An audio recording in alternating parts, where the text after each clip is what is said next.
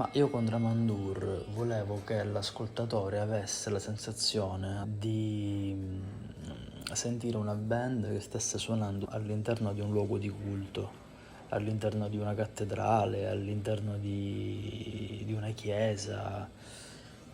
E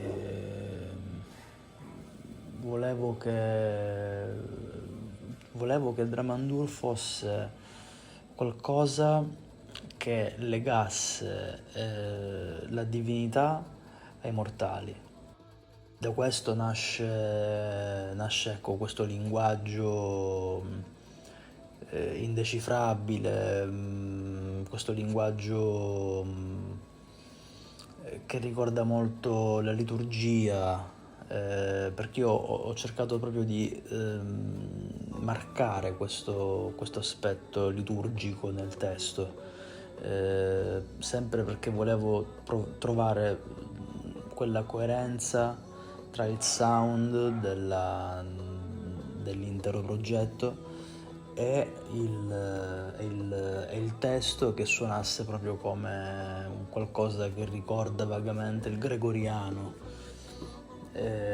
oppure dei riti pagani. Ci sono tante mescolanze, ma c'è sempre in comune il concetto del culto, del luogo di culto. Questo sì, questo è Dramandur. Dramandur è il culto per qualcosa.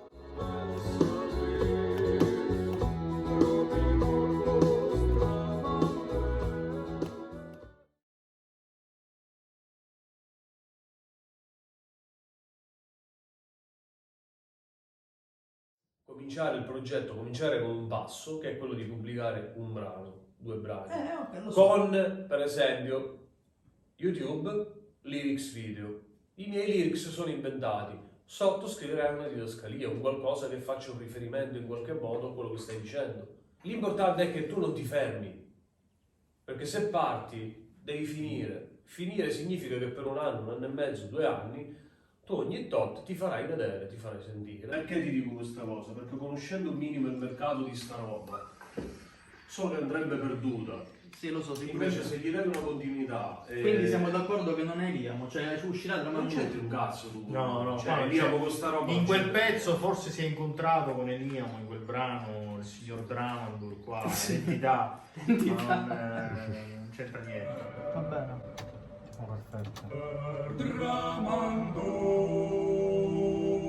Queste qua ce Verrantar drachronis drumostan, sultan kanteroik drumorgan, der remark der kana volistan, del timark karra.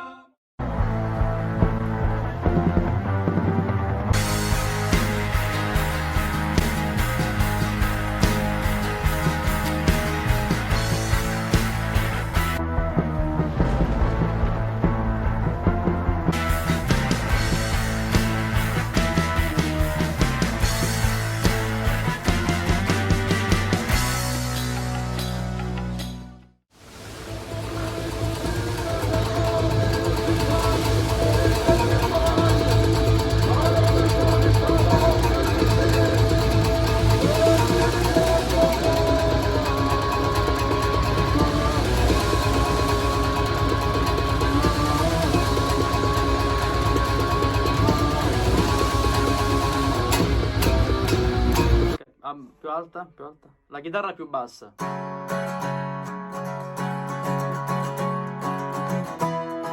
Ok. Va bene, mi piace. No, bello, bello, bello. Finalmente faccio un po' di metal. Ah, vedi, finalmente Liamo ti porta un po' di metal. Finalmente Eliamo porta un po' di metal, esatto. Principalmente.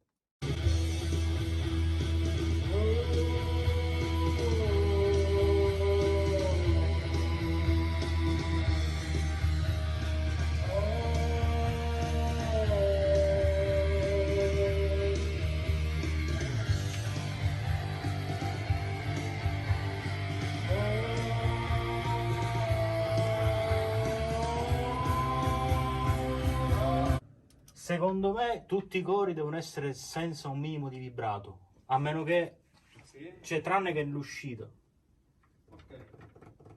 Perché se anche nella liturgia non si vibra. Quindi posso vibrare alla fine. Sì. Perché tu consideri tutta la musica sacra, quelle cose là, il vibrato è il vibrato è il diavolo. Anche Tiziana me l'ha detto che vibro troppo. Sì.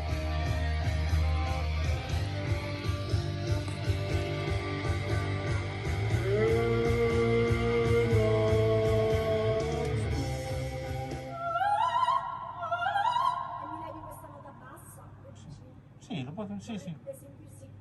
Cioè che lei parte da... Sì, proviamolo, io...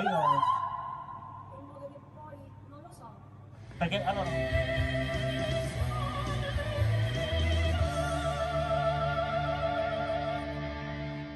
Che lingua è? Latino? Ah, che lingua è? Che lingua è cantato? È cantato in un linguaggio inesistente finora.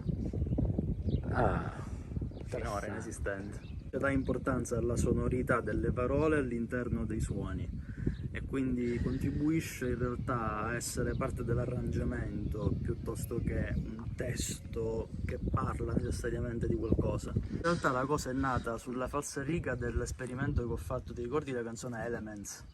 ABC, ah sì, 1, sì, sì. 2, 3, tutto l'elenco, Ah, diciamo, carina ecco, questa. dove io quello fu il primo esperimento linguistico, dove appunto invece facevo a meno di un testo narrato, di una storia o di particolari immagini, emozioni eccetera, e mi limitavo semplicemente a constatare quello che è, diciamo, la realtà dei fatti, quindi le parole, i numeri, la matematica, cioè gli elementi della vita, no? E qui invece stavo improvvisando vocalmente su queste nuove idee strumentali che partivano fuori dalla batteria, dopodiché si sono aggiunti gli altri strumenti e poi al momento di andare sulla parte vocale mi trovavo molto in difficoltà a cercare di dare dei testi o in inglese o in italiano a queste musiche, perché non suonavano, non c'erano vocaboli, non c'erano parole, non c'erano suoni che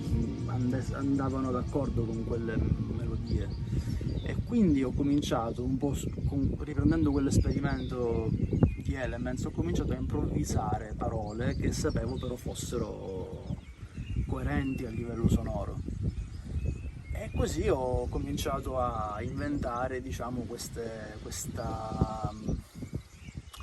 linguaggio che io definisco evocativo.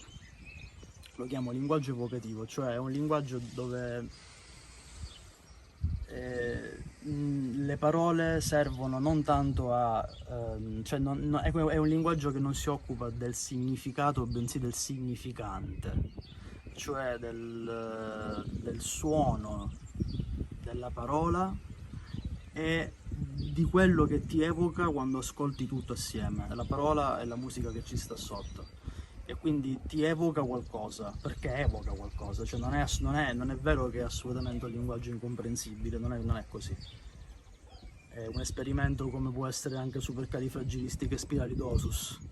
Non è la prima volta che viene fatto questa cosa. Ah, interessante. Sì.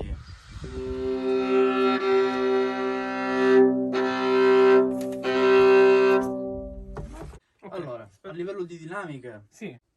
io la vedrei così, te lo mimo. Sì, sì, sì. Pa, pa, pa, pa, pa, pa, Ok, la prima che io... ok.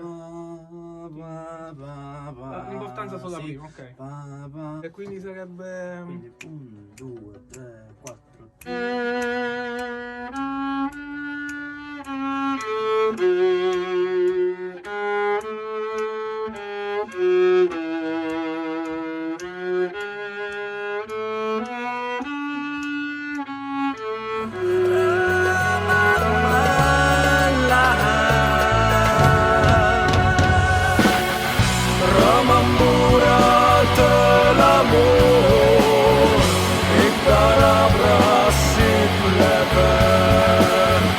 Anateka